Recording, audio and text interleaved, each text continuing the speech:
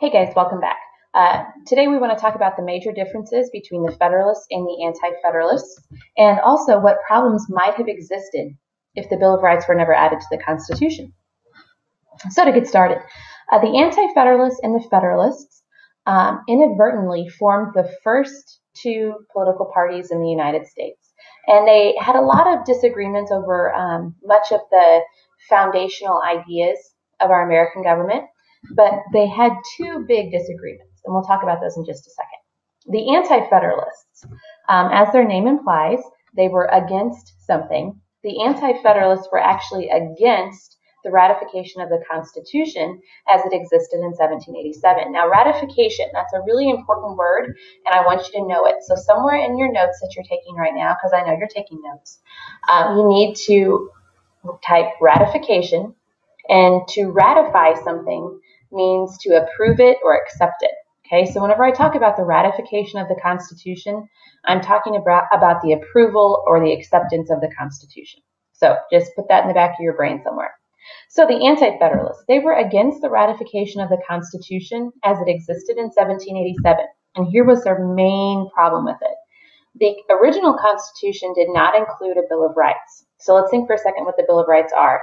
The Bill of Rights is the first 10 amendments to the Constitution, and it includes some of the really important amendments like freedom of speech and religion, the right to bear arms, the freedom from self-incrimination, the protection against cruel and unusual punishment and excessive bail. So lots of those really important rights and guarantees that we have as American citizens can be found in the Bill of Rights.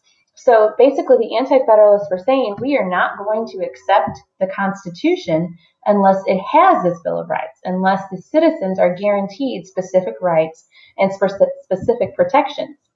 Now, I'm going to talk about the Federalist perspective here in a second, but the Anti-Federalists also had a very specific idea about what the central government should be. Now, whenever we're talking about the central government, we mean the federal government that's in Washington, D.C. right now.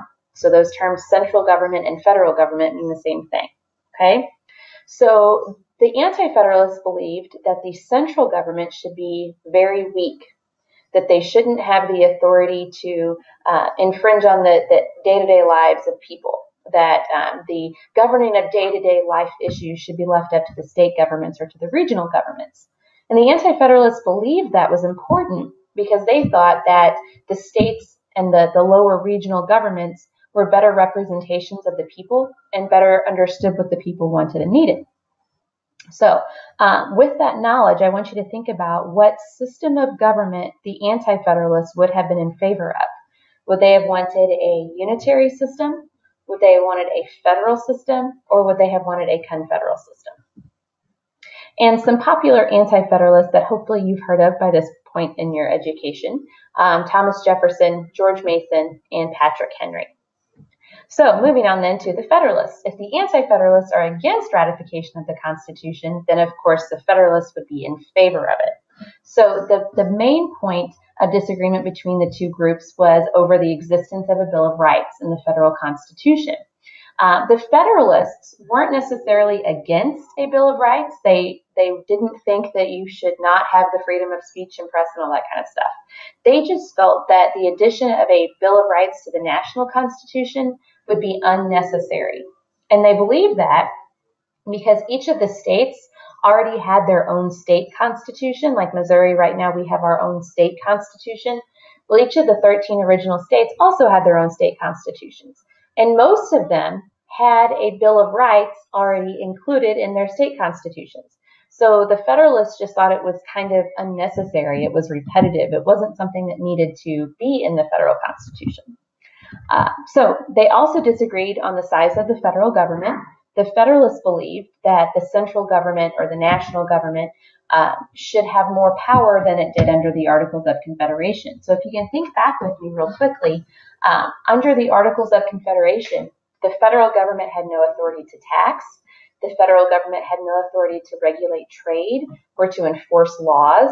There was no clear leader. There was no president as we know one today. There was no judicial branch. So it was very, very weak. And the Federalists argued that the central government should be beefed up a little bit. They should be given more power in order to govern effectively. And some popular Federalists that you hopefully know, George Washington and John Adams, were all considered they were both considered part of the Federalist Party.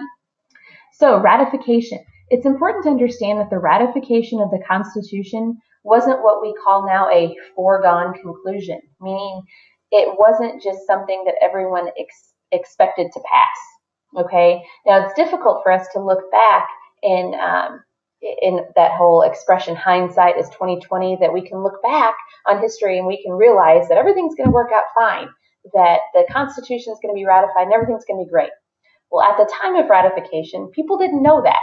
Okay, they didn't have the privilege of the whole hindsight thing.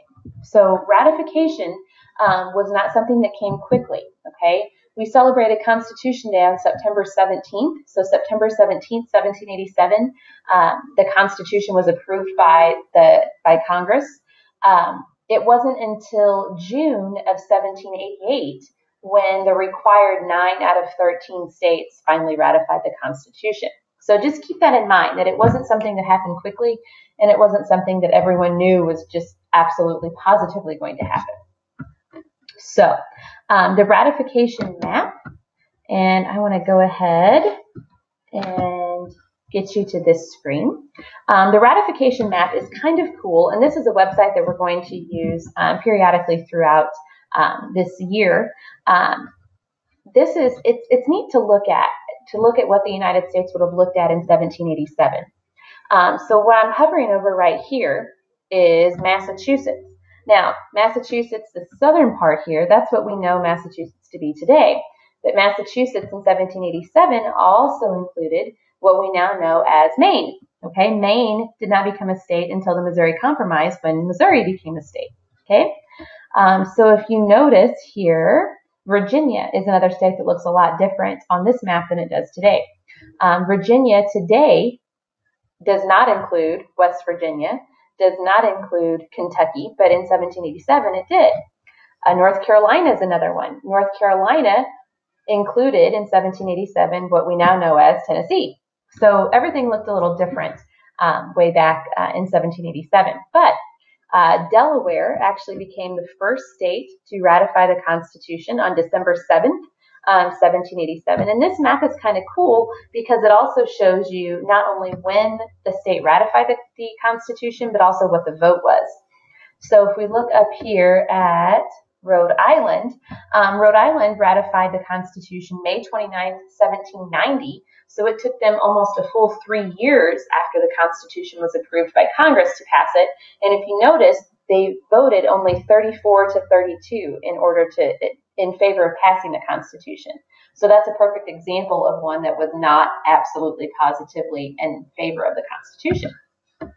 So with that, I will stop for today, and we will discuss the Federalists and Anti-Federalists in more detail in class. So if you guys have any questions, please let me know. See ya.